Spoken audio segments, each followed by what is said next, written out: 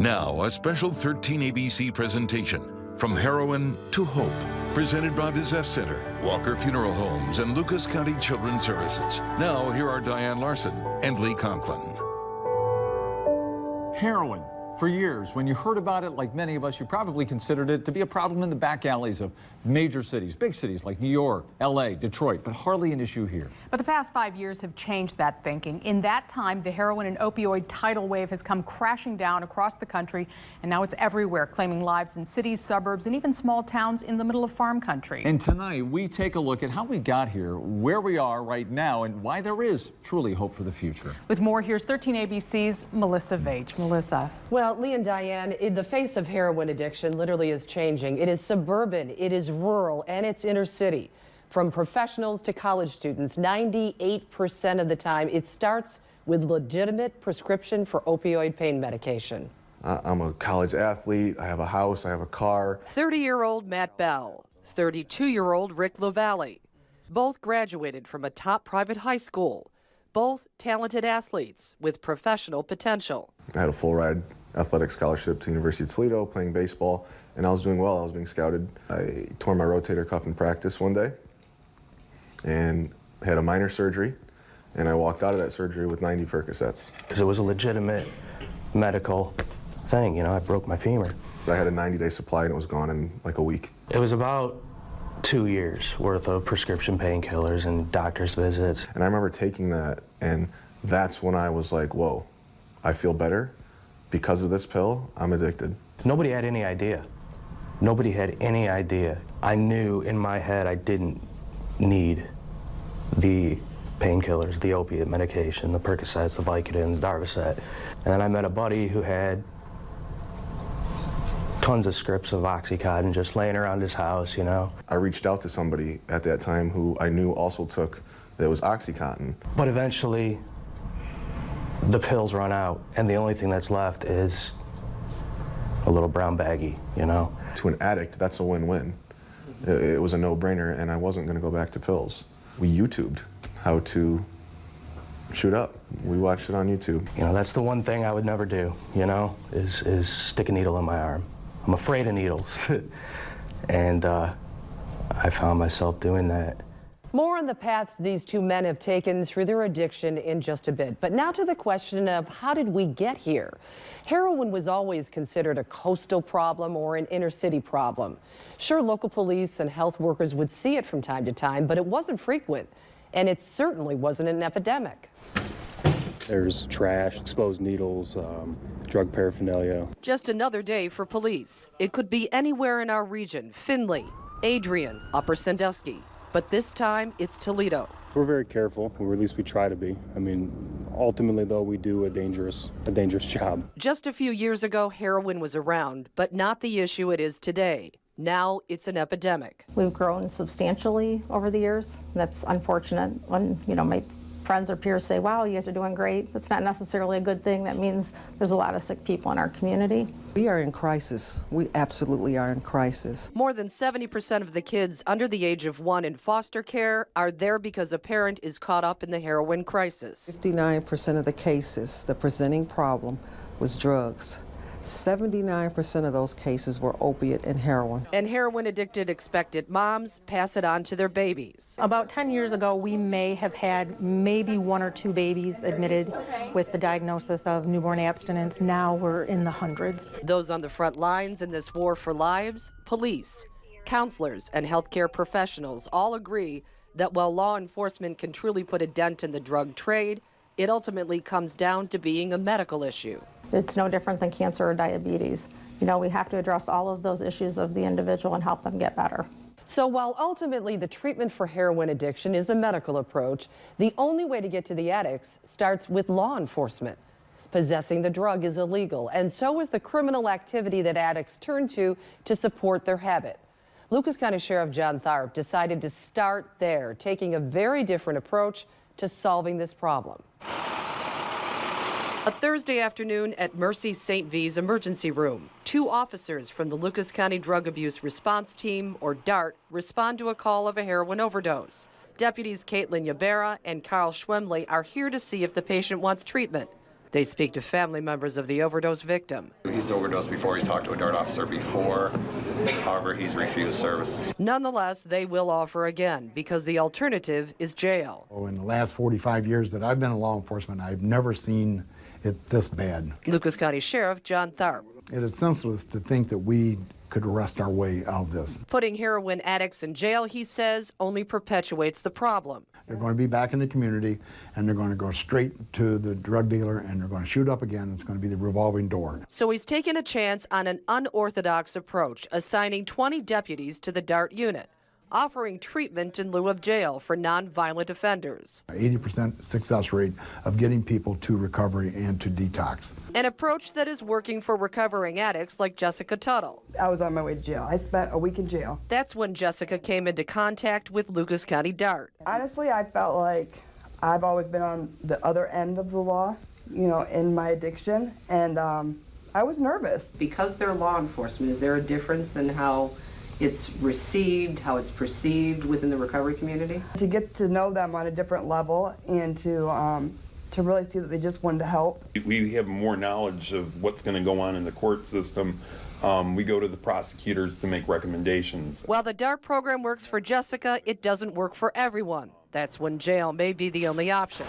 DART officer Joe Navarre takes those cases. If you're not actively in treatment and not doing what you're supposed to do, then it gets to my desk and I try to go find you. Tiffany is one of those cases. How are you? She's been in and out of treatment.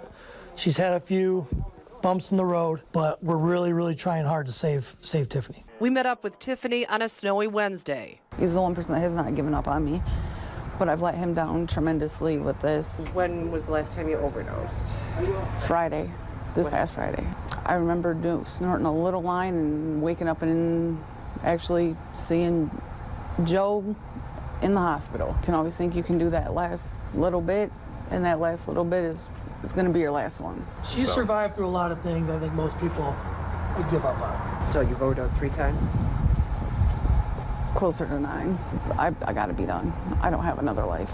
We know she's worth more to this community than what some people realize.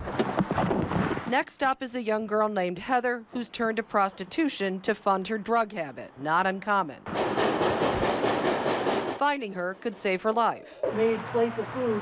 Not tonight. Next call is a follow-up on an overdose the previous evening. We need to get you there for what's called an assessment. In less than half an hour, Navarre is sitting with a client who doesn't want to be shown on camera. Remember, you told me you didn't want none of that stuff, so it's no Suboxone, no methadone, none of that. So this could be right up your alley. Reaching out is number 1, man. Or you used dope today.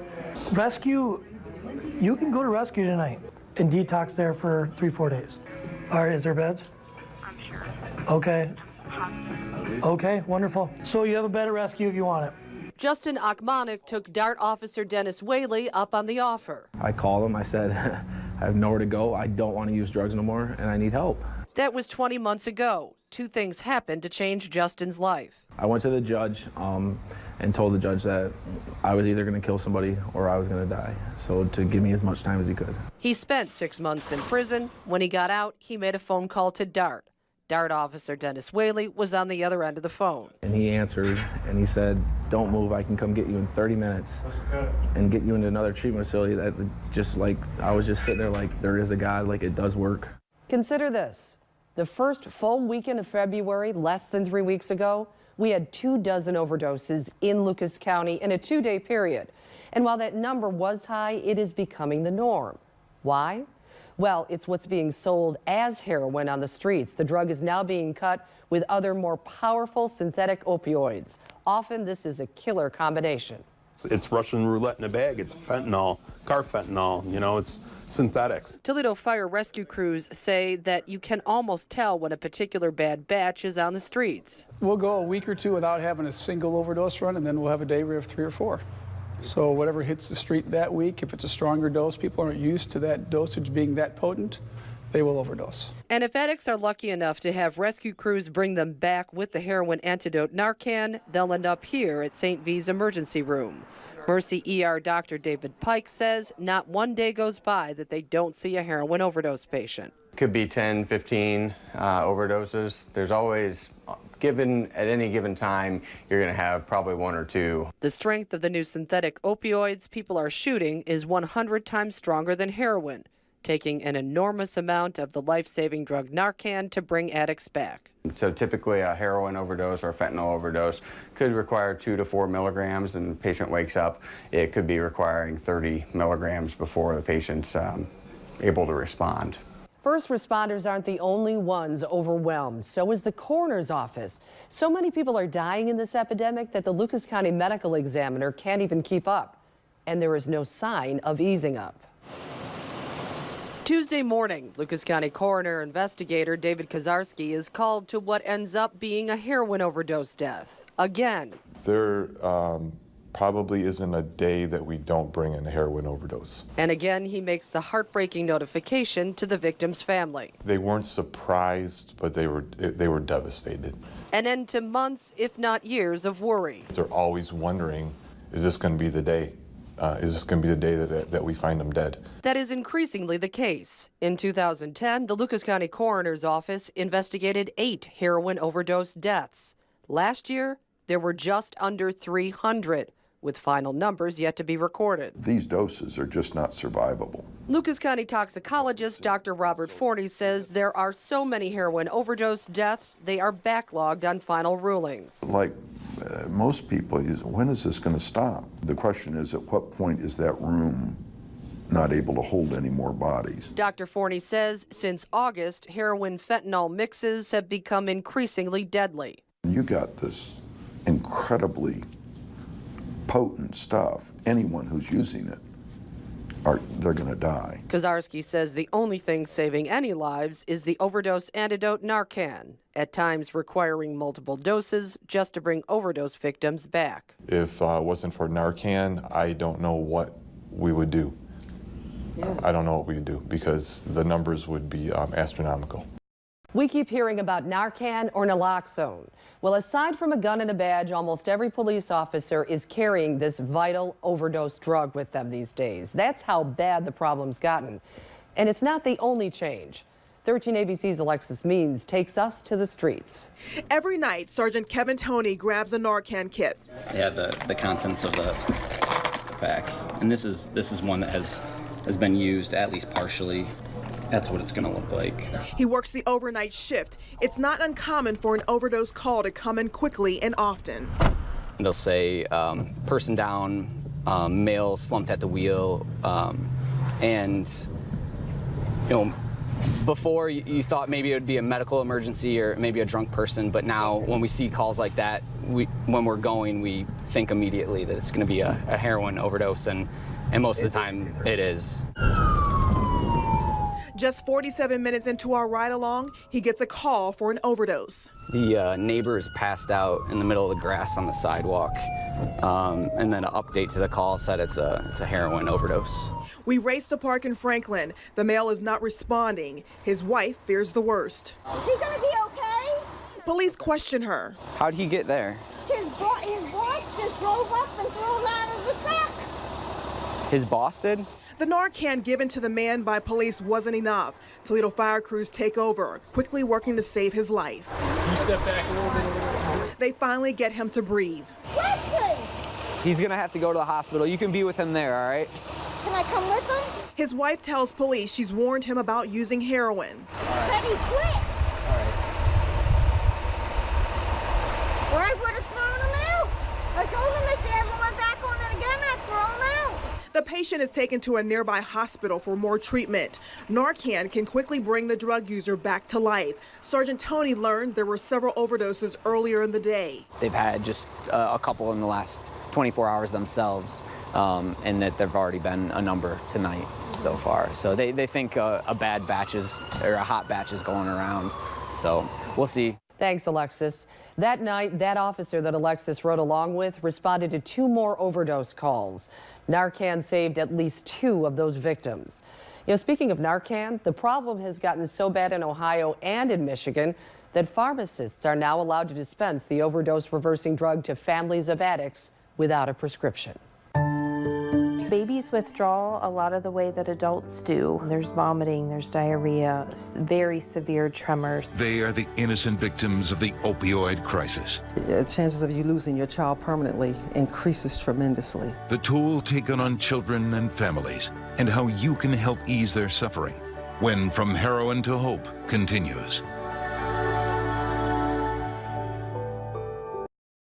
When talking about heroin and opioids, it's easy to toss around facts and numbers. Ohio led the nation in overdose deaths last year. About 1 in every 14 deadly overdoses happened right here in the Buckeye State. And what's harder to get a handle on this is the human toll. It's one each and every one of us, even if we're not directly affected by someone using heroin, is paying.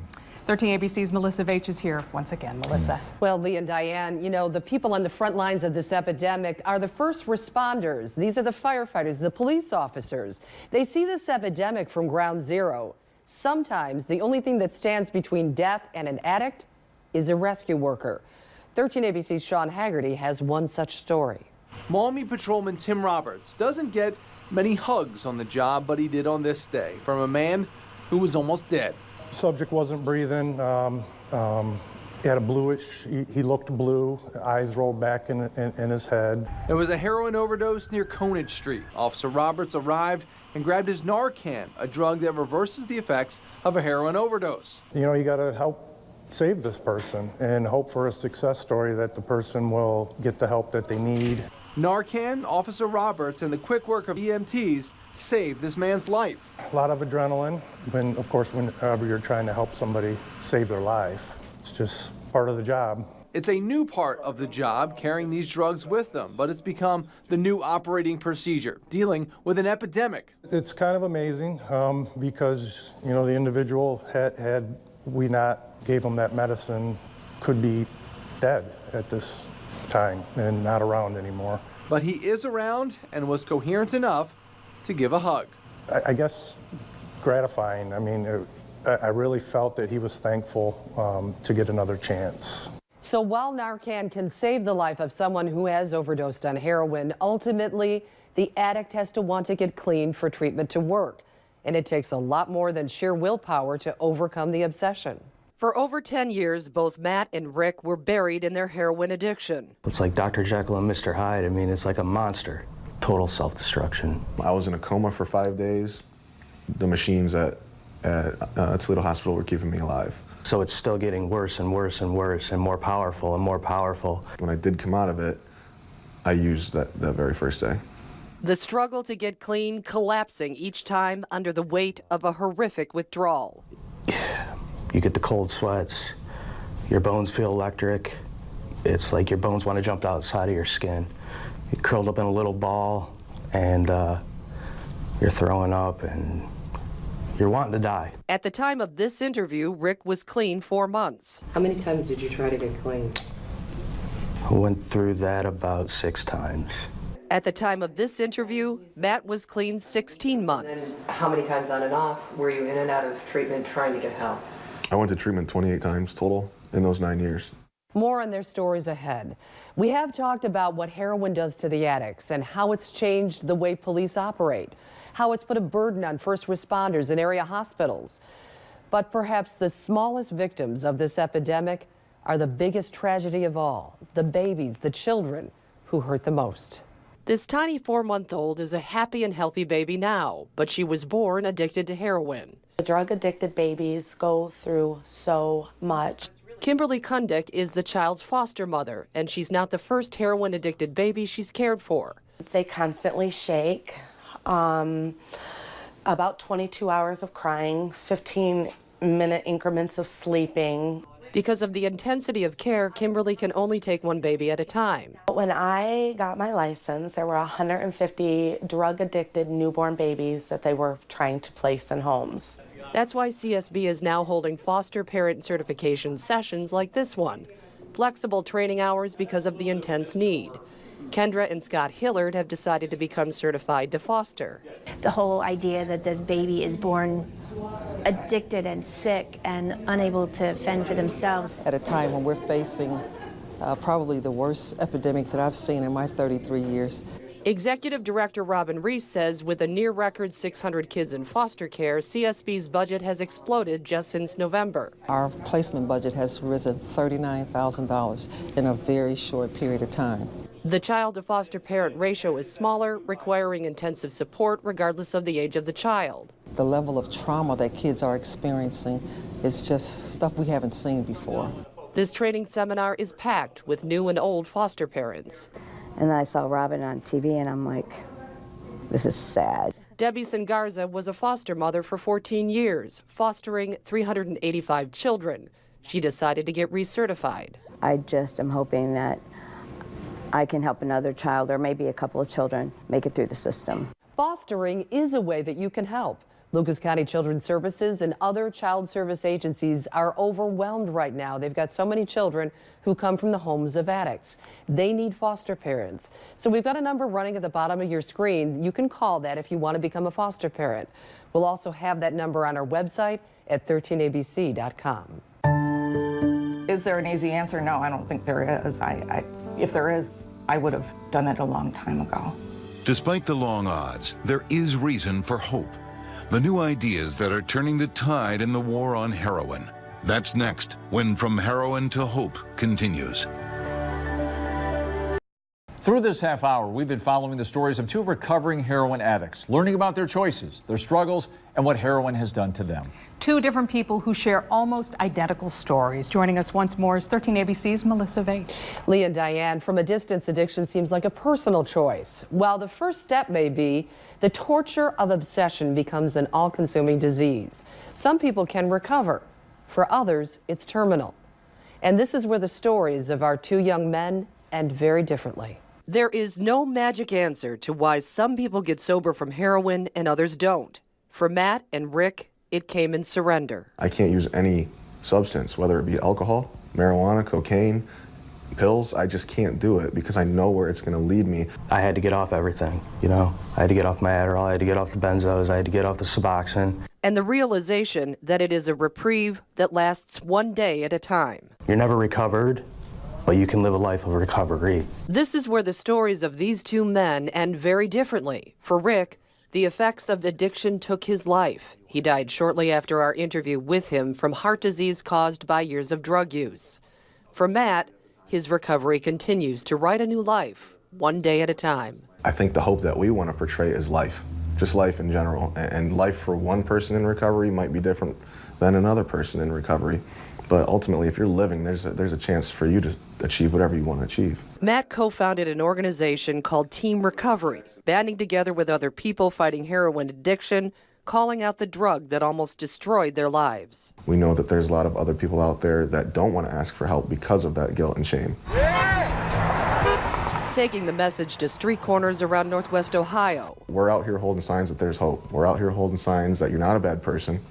You have a disease. You're not a bad person that needs to become good. You're a sick person that needs to become well. And into schools and community forums. It's killing them. It's killing them. It's not even a matter of recovery or addiction anymore. It's a matter of life or death. And recovery rooms. Ultimately, I think that there's just hope. You don't have to die. It is stories like Matt's that, despite what may seem like impossible odds and deadly consequences, show us there is hope. But it is tempered with caution, and it will take the dedication of a community and the love of families to conquer this problem. You always have to have hope.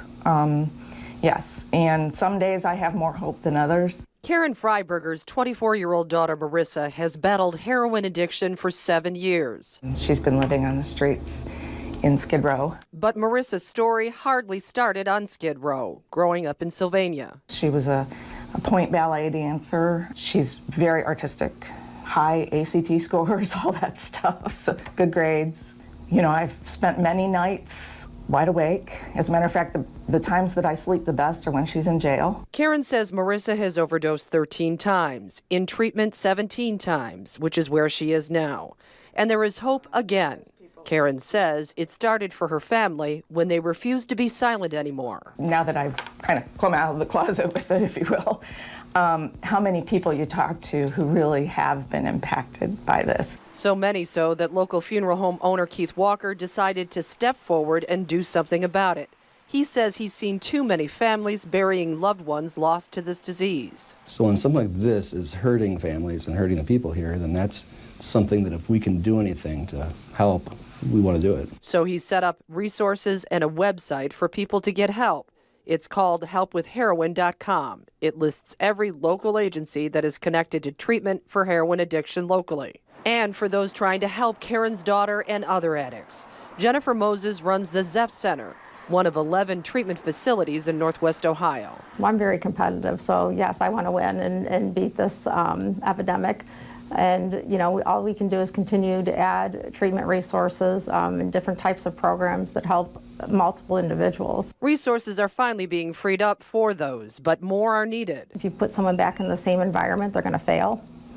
Moms with kids leave treatment because they want to be with their kids. So housing that supports a family environment so moms can continue treatment and be with their children. As for law enforcement and the justice system, their efforts are making a difference. Drug court helps to divert addicts to pathways to getting clean. This spring, Toledo will see 2 new treatment centers opening up with additional detox beds. Will it be enough to save those still struggling with heroin addiction like Marissa? You know, I've had people ask me 17 times, are you kidding me? Why didn't you just tell her to go off and do what she wanted and let her die? And I said, you're obviously not a parent. It is a glimmer of hope out of the darkness. For sure there is, and hopefully we can all play a role here. And Melissa, hopefully your reporting has opened some eyes and maybe even some hearts, so thank you. And thank all of you for watching. Thank you for watching this special 13 ABC presentation, From Heroin to Hope, presented by the Zeph Center, Walker Funeral Homes, and Lucas County Children's Services.